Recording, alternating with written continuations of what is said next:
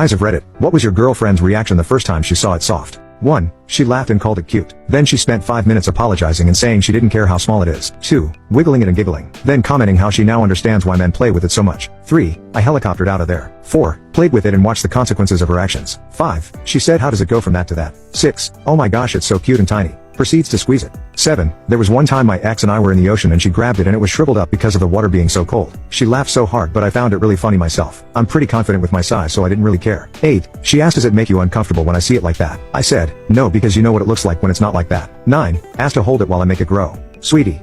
It'll grow on its own. It's attached to me but I have no control over it. 10. She started shifting it like she was driving a manual rally race. 11. I guess you're a grower, not a shower. 12. Woman's perspective here. When I first saw my husband hard, I was scared. Literally had no idea how it was supposed to fit. When I first saw him soft, I giggled because how the heck did it get so big? And it was so soft and squishy.